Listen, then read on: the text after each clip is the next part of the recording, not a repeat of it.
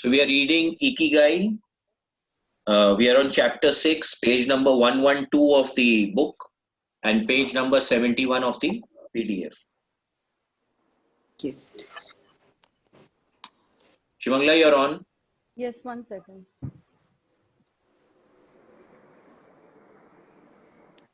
Can you hear me? Yes, we can hear you. The interviews.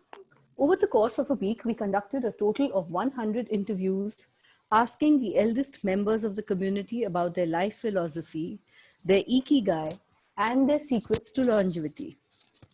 We filmed these conversations with 2 cameras for use in a little documentary and chose a few especially meaningful and inspiring statements. Shivangla, just 1 second. Let me mute everyone. Yeah, please unmute yourself and start again.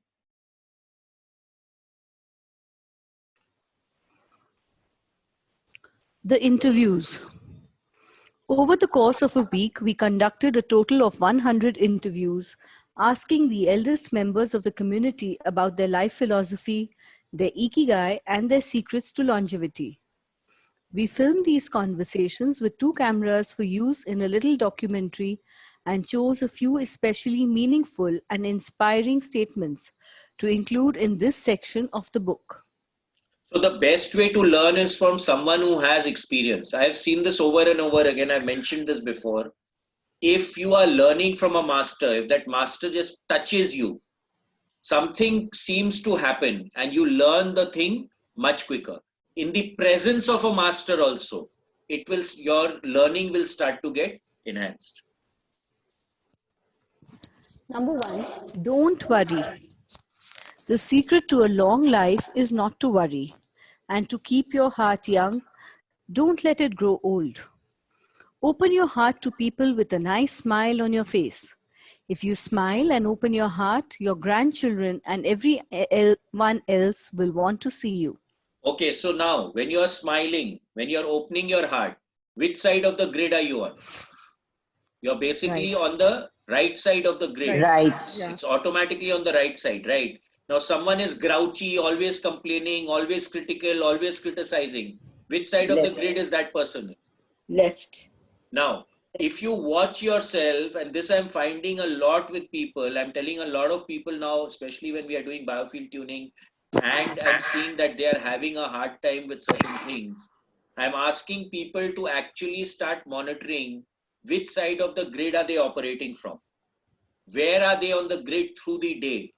And let me tell you, whenever you find that you're on the left side of the grid most of the time, you will be grouchy, you'll be complaining, you'll be critical, and no one will want to associate with you. Okay, so this is very important here. If you're going to be smiling and open, everyone will want to be with you. So she says your grandchildren and everyone else will want to see you. The best way to avoid anxiety is to go out in the street and say hello to people. I do it every day. I go out there and say hello and see you later. Then I go home and care for my vegetable garden. In the afternoon, I spend time with friends. So now there's no harm in smiling at people, right? Now, if you go to an airport, you'll find most of the people are grouchy. Now, if you can just open yourself up and smile at people, guaranteed 80 to 90% of the time you'll bring a smile in the face of the other person. Try it someday and you'll find that it works. So I attempt to do this all the time. If I'm looking at someone, I'll just give a smile. So when you're smiling, you automatically create a nice resonance within your field and also in the field of the person who is looking at you. Hello everyone gets along. We try not to cause problems. Spending time together and having fun is the only thing that matters. So again, all of them are doing the Ikigai. So they are all having fun. They're all doing what they would like to do, what they are good at, and it is giving them value. It is giving value back to the community. So everything works for them. Number 2, cultivate good habits. I feel joy every morning waking up at 6 and opening the curtains to look out at my garden. where I grow my own vegetables. I go right outside to check on my tomatoes, my mandarin oranges. I love the sight of them. It relaxes me. After an hour in the garden, I go back inside and make breakfast. So now, suppose in the morning, your words inside your head, oh no, it's another dreadful day coming up. And the other one is, I get up in the morning, I look out of the window, and I'm really happy to see my vegetables or to see whatever the sunrise, to see the trees, to hear the chirping of the birds. Now, where are you on both occasions? So now, how are you dealing with that particular day will definitely depend on what your thinking process is. There's a story going out in WhatsApp where this lady, she used to live in her own house, and then suddenly she had a problem, so she had to go to a old age home. Now in the old age home, she's going to get only one room, which is very small. But when she walks into that place, she says, I really love my room even before seeing the room. So what is the resonance that she's creating? The room is also a living entity. So if I'm going into the room with the resonance, beautiful, I'm really going to like living here, we're going to have a good time here, so naturally everything, all the resonance start to go up. So what is your attitude makes all the difference. I plant my own vegetables and cook them myself. That's my ikigai. The key to staying sharp in old age in your fingers. From your fingers to your brain and back again. If you keep your fingers busy, you live to see 100. So again, keeping your fingers busy. The fingers have the maximum nerve endings. So if you're keeping on doing something with your fingers, then what happens is that you will always be active, because the brain is constantly getting stimulated. Its signals are constantly going to the brain. So that makes it very important to do stuff with your hand. When we were reading Magical Child, this is the first thing that we also saw, that the child has to transcend the physical things before you go into the abstract things. So if you're telling him that A is equal to apple, first you need to make him smell an apple, taste an apple, throw an apple, squeeze an apple.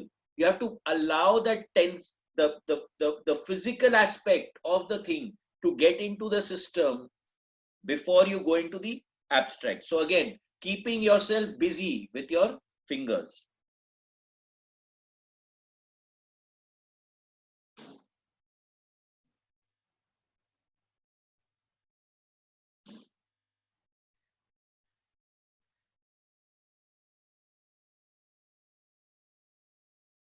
Shimangla? Yeah. I get up at 4 every day. I set my alarm for that time, have a cup of coffee, and do a little exercise, lifting my arms. That gives me energy for the rest of the day. Shimangla, I, your mic. I eat a bit of everything. I think that's the secret. I like variety in what I eat. I think it tastes better. Just Working. again, variety in your food. They say that you should have a rainbow colors, because each color has its own propensity. There is a system that we have, that there are these slides, and if you really see, there are these rainbow colors in our field also, and each of the colors has a certain level. Now if one of the colors shifts out, that means the other colors are also shifted out, and this is another means of diagnosis as to which color has shifted out. And just by shining a torch with that particular color, we can harmonize the field and again get it active. I've not been doing it for a long time, but there is another way of doing it. So again, variety in what I eat.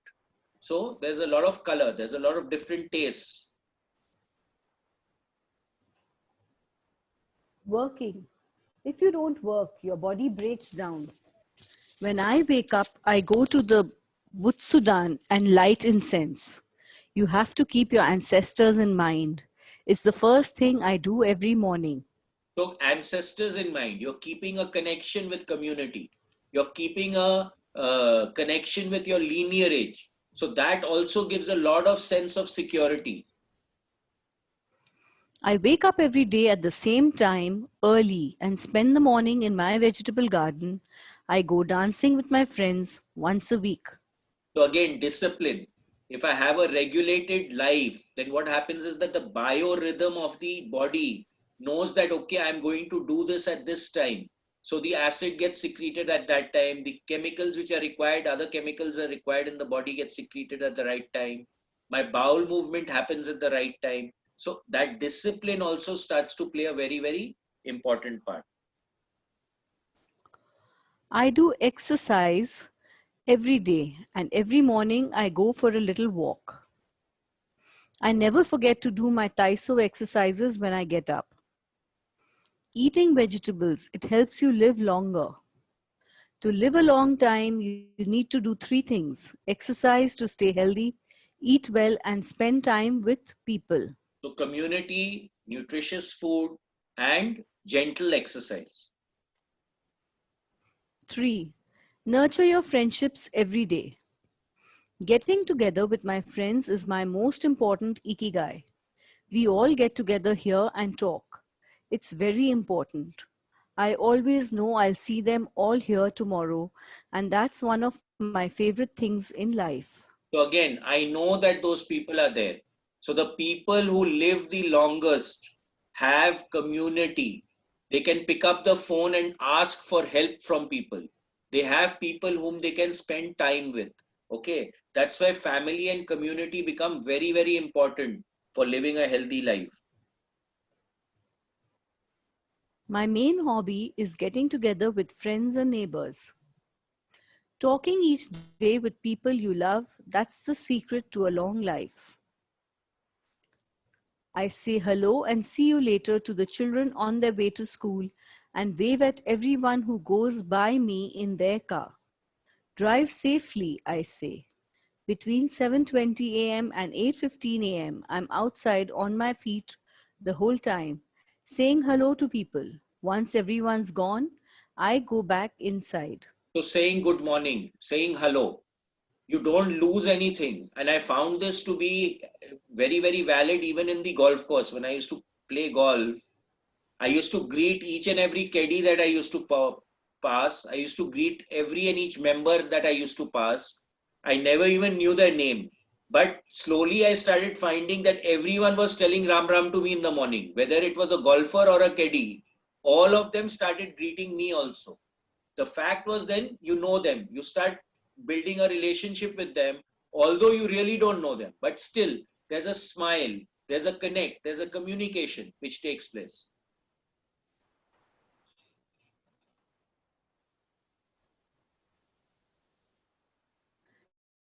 Chatting and drinking tea with my neighbors, that's the best thing in life, and singing together.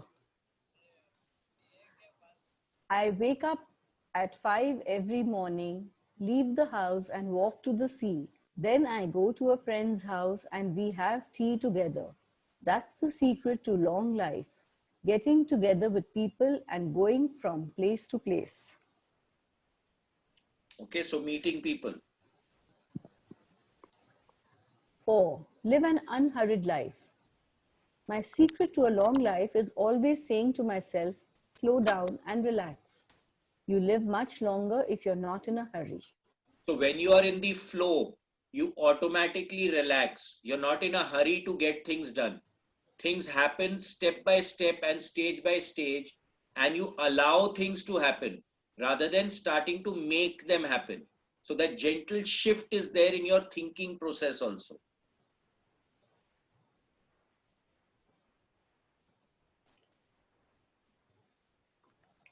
I make things with vigor. That's my ikigai.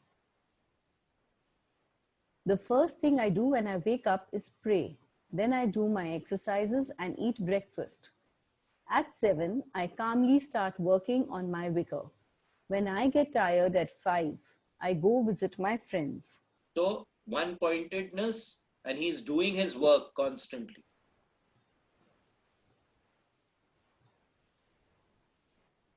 Doing many different things every day, always staying busy, but doing one thing at a time without getting overwhelmed. So again, what did this is like that to-do list. Okay, today I was talking to someone and I said, okay, make a to-do list at night, and in the morning just imagine that list in your head, and whichever item in that seems brighter, just do that one item.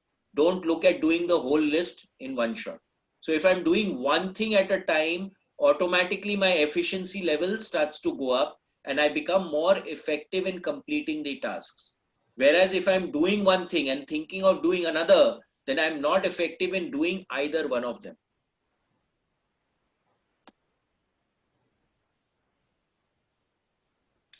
The secret to long life is going to bed early, waking up early, and going for a walk, living peacefully and enjoying the little things, getting along with your friends, spring, summer, fall, winter, enjoying each season happily. Okay, so just being with friends and community. Number five, being optimistic. Every day I say to myself, today will be full of health and energy. Live it to the fullest. I'm 98 but consider myself young. I still have so much to do. Laugh. Laughter is the most important thing. I laugh wherever I go. Okay, so at 98, I but consider myself young. I still have so much to do.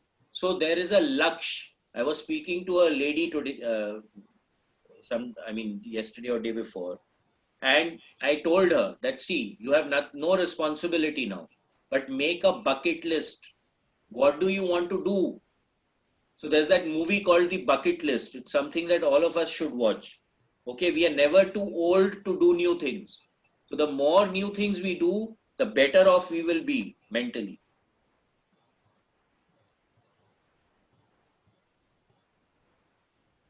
I'm going to live to be 100. Of course I am. It's a huge motivation for me. Dancing and singing with your grandchildren is the best thing in life. I feel very fortunate to have been born here. I give thanks for it every day. So now I give thanks for it every day. Living in gratitude and living in appreciation will automatically take you to the right side of the grid. The most important thing is in Ojimi in life is to keep smiling. I do volunteer work to give back to the village a bit of what it has given to me. For example, I use my car to help friends get to the hospital. So supporting one another. When we were reading Shift, there were four things. What was our original nature? It said reverence to all for all life, natural sincerity, gentleness, and supportiveness.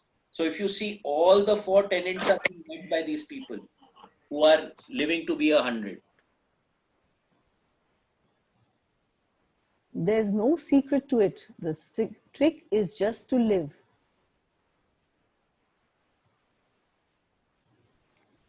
Keys to the Ojimi lifestyle. 100% of the people we interviewed keep a vegetable garden, and most of them also have fields of tea, mangoes, shikuwasa, and so on. So all of them are into gardening. All belong to some form of neighborhood association where they feel cared for as though by family. So again, community, extremely important. They celebrate all the time, even little things. Music, song, and dance are essential parts of daily life. So again, when we are celebrating something, when we are happy about something, we automatically come to the right side of the grid. They have an important purpose in life or several. They have an ikigai, but they don't take it too seriously. They are relaxed and enjoy all that they do. So again, having a laksh, even in the Gita, he says you have to have a laksh. You have to have an aim. When you have a laksh, then you can go after the laksh.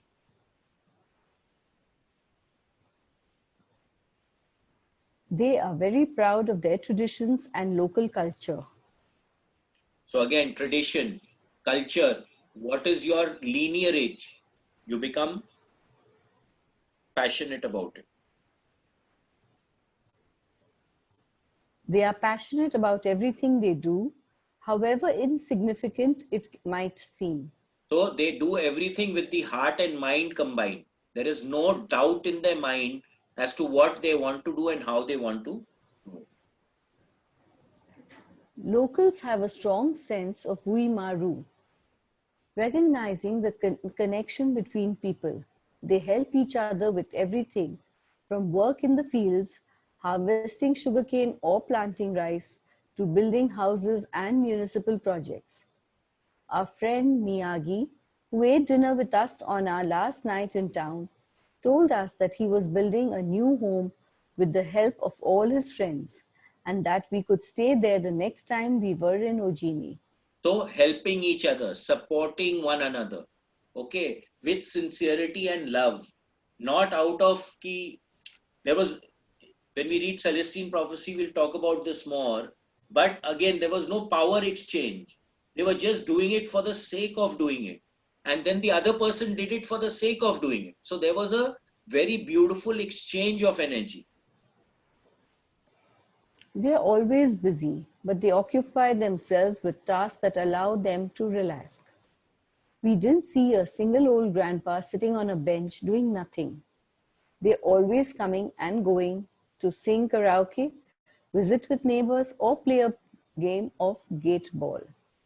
So they are constantly busy. They don't leave an empty mind. Empty mind is a devil's workshop. Chapter 7, the Ikigai Diet, what the world's longest living people eat and drink.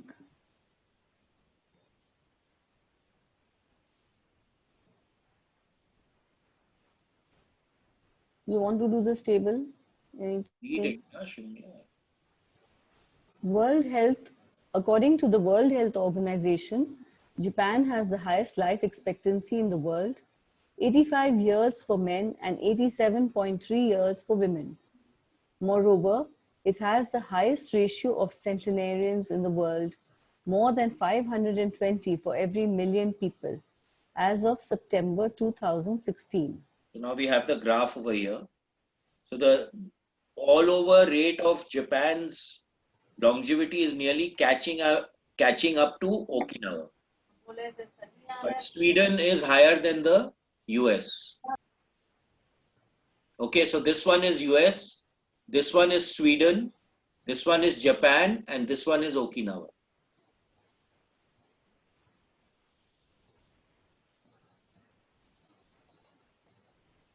The above graphic, which compares life expectancy in Japan, its province Okinawa, Sweden, and the United States, shows that while life expectancy in Japan is high overall, Okinawa exceeds the national average.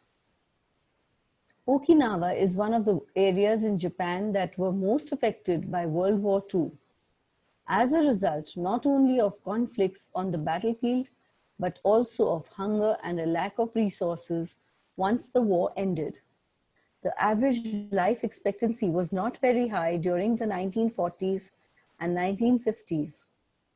As Okinawans recovered from the destruction, however, they came to be some of the country's longest living citizens.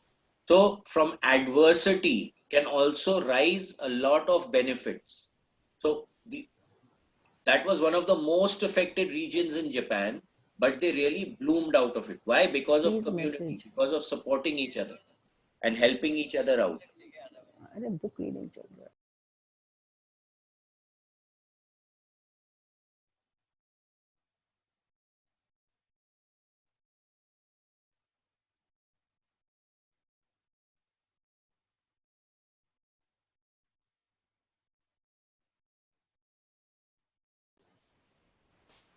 Okinawa is one of the areas in Japan that were most affected by World War II.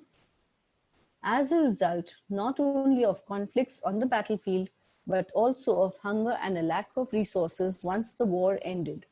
The average life expectancy was not very high during the 1940s and 1950s.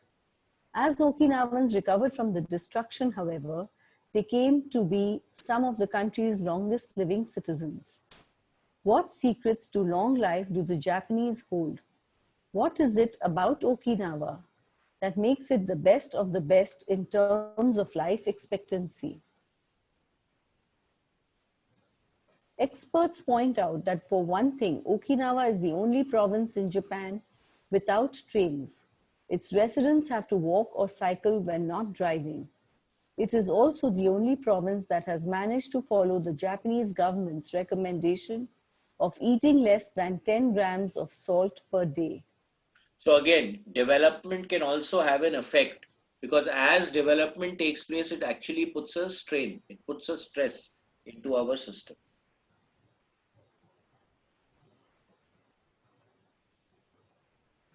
Okinawa's miracle diet.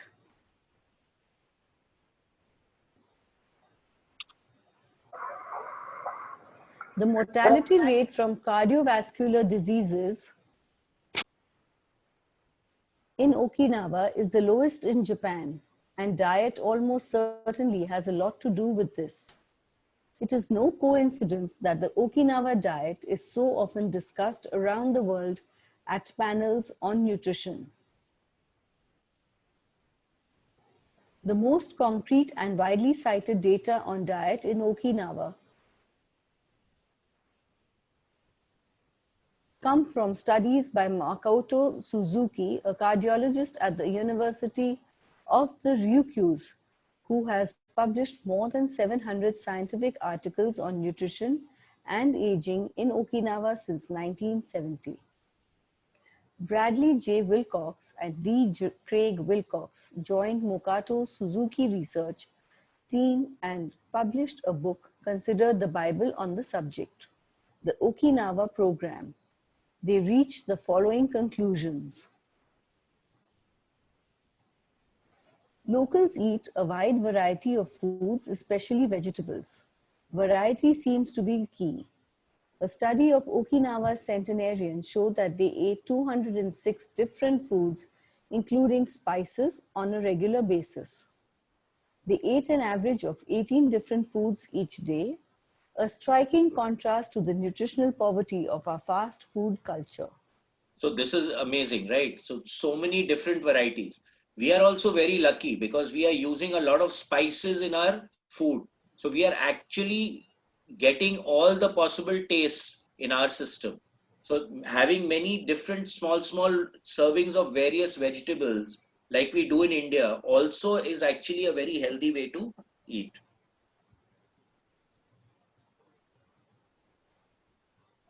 They eat at least 5 servings of fruits and vegetables every day. At least 7 types of fruits and vegetables are consumed by Okinawans on a daily basis. The easiest way to check if there is enough variety on your table is to make sure you're eating the rainbow. A table featuring red peppers, carrots, spinach, cauliflower, and eggplant, for example, offers great color and variety. Vegetables, potatoes, legumes, and soy products, such as tofu, are the staple of an Okinawan's diet. More than 30% of their daily calories come from vegetables. So basically, professing vegetables are very good for your health. Grains are the foundation of their diet. Japanese people eat white rice every day, sometimes adding noodles. Rice is the primary food in Okinawa as well. So rice is actually a better grain than wheat. They rarely eat sugar, and if they do, it's cane sugar.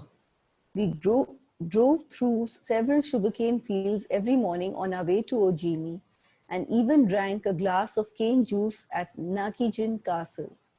Beside the stall selling the juice was a sign describing the anti-carcinogenic benefits of sugarcane. So sugar cane juice is very healthy. Sugar is not because of the refinement. In addition to these basic dietary principles, Okinawans eat fish an average of 3 times per week, unlike in other parts of Japan.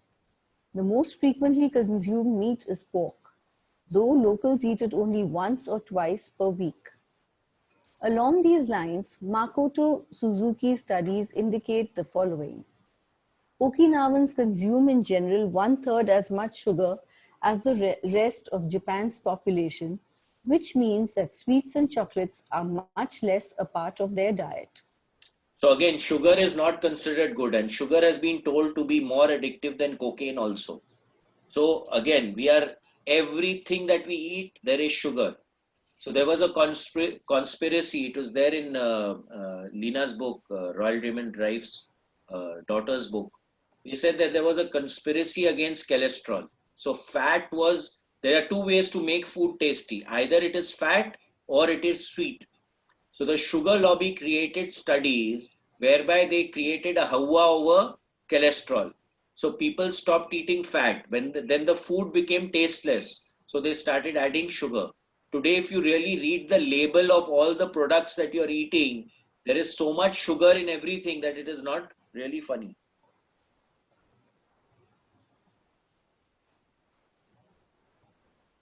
They also eat practically half as much salt as the rest of Japan, 7 grams per day compared to an average of 12. They consume fewer calories, an average of 1785 per day, compared to 2068 in the rest of Japan. In fact, low caloric intake is common among the 5 blue zones. So we actually don't need to eat as much as we really eat.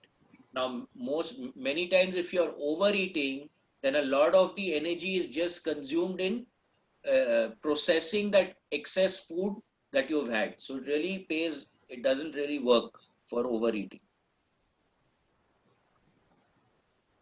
Hara Hachi Bu. This brings back to the 80% rule we mentioned in the first chapter, a concept known in Japanese as Hara Hachi Bu. It's easy to do. When you notice you're almost full but could have a little more, just stop eating. So again, a matter of awareness, not overstuffing yourself. One easy way to start applying the concept of Hara Hachi Bu is to skip dessert or to reduce portion size. The idea is to still be a little bit hungry when you finish. This is why portion size tends to be much smaller in Japan than in the West. Food isn't served as appetizers, main courses, and dessert. Instead, it's much more common to see everything presented at once on small plates.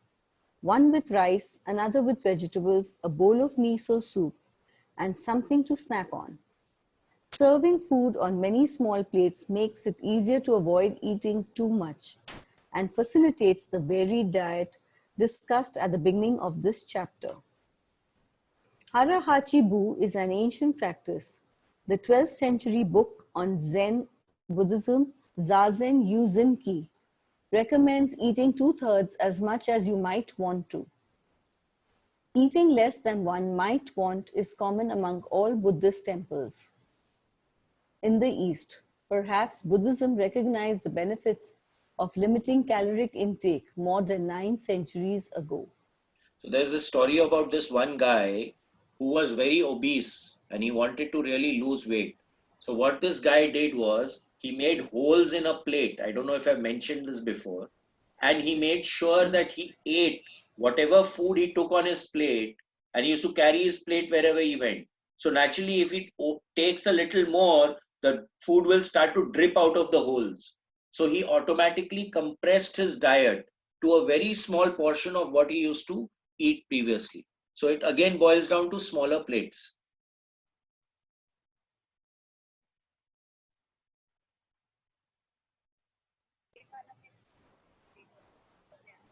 So, eat less to live longer? Few would, few would challenge this idea without taking it to the extreme of malnutrition, of course. Eating fewer calories than our bodies ask for seems to increase longevity. The key to staying healthy while consuming fewer calories is eating foods with a high nutritional value, especially superfoods, and avoiding those that add to our overall caloric intake but offer little to no nutritional value. The calorie restriction we've been discussing is one of the most effective ways to add years to your life. If the body regularly consumes enough or too many calories, it gets lethargic and starts to wear down, expending significant energy on digestion alone. So when there is a lack of resources, you pay attention to the resources. You milk the resources for as much as possible that you can extract from it. But if there is an abundance of resources, then you stop paying attention. This is also one of the reasons I tell clients that bad times at times are good for you, because you can cut the flab. You are actually seeing where you're going and doing excessive stuff. You become a leaner and trimmer organization. You become more focused. You start focusing on efficiency, and you start focusing on productivity rather than becoming lax about things. Okay, so the same thing happens when we are eating. If we are getting too much of food available, then our body systems also start to get lethargic in actually extracting as much as possible from them, from the food that we eat.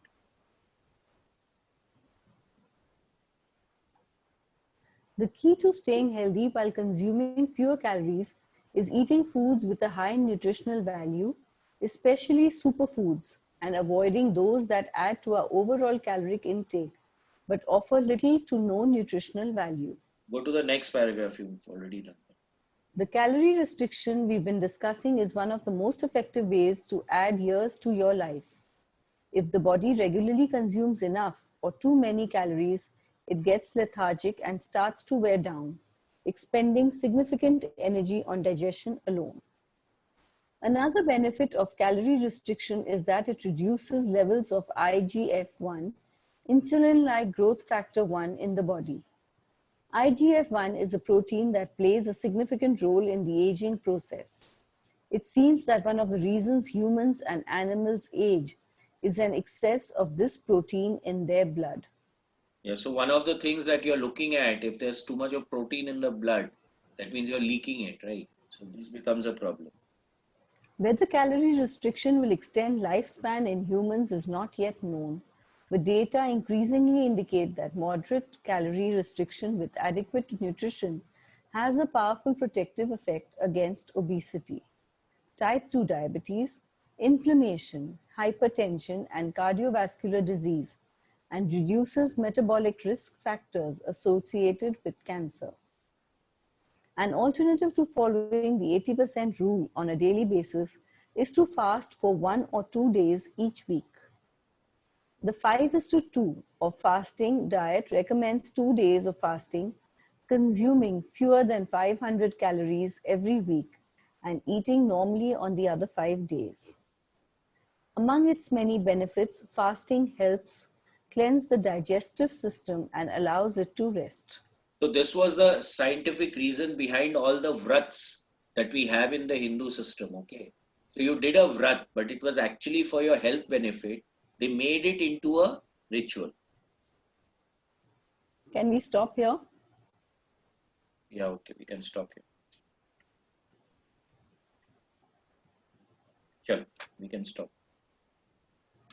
Okay, so let's talk about fringe. Wait a minute, let me stop this.